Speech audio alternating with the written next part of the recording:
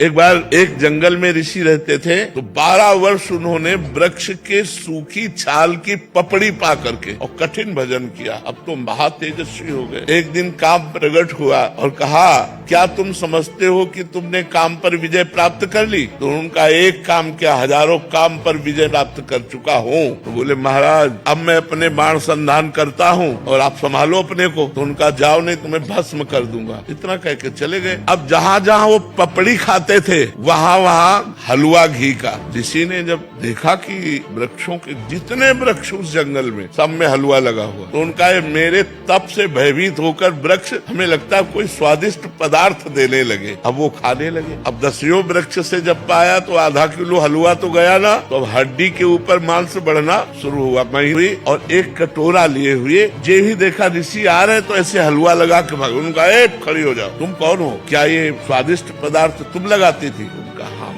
तो भाग क्यों रहे हो? मैं आपके तप से भयभीत हूँ। बोले, नहीं नहीं नहीं, महीनों से इतना स्वादिष्ट पदार्थ पवार, क्योंकि पहले अन्न जाएगा तो बुद्धि बदलेगी ला। तुम इतना स्वादिष्ट पदार्थ पवारे, तुम भयभीत क्यों हो रही हो? तुम बोले, महाराज वृक्ष में चुपचाप इस कटोरा लेके आने लगे। काम ने चैलेंज किया था, मैं अपना बाण संधान कर रहा हूँ, तुम सावधान। फिर एक दिन पूछा, तुम इस जंगल में क्यों रहती हो? तो उनका, मेरी माँ तपस्विनी है, तो मैं अपनी माँ के साथ रहती हूँ। तो आखिरकार तुम्हें ब्याह तो करना ही पड़ेगा। ये तो माँ का विषय है, मेरा विषय तो है नहीं, ये तो माँ जाने। तो बोले, माँ से बात करके आप कल आना। बोले, अवश्य। दूसरे दिन पधारी। महाराज मैं निराश हूँ, ब्याह नहीं हो सकता। बोले, क्यों? निराशा क्यों? बोले, माँ ने एक शर्त रखी है कि अपना मुंह काला करके मुझे पीठ में बैठाल कर और अपनी कुटिया से और मेरी माँ की कुटिया तक आपको घुटनों के बल चलना पड़ेगा और मैं आपके पीठ में, और ऐसा मैं आपसे करवाना नहीं चाहती। उनका, अगर संध्या काल में काम हो जाए तो? बोले, वो काल कोई भी हो, लेकिन आपको ये करना पड़ेगा अगर ब्याह करना है। महाराज राजी हो गए। मुंह काला किया, पीठ पे बैठाला,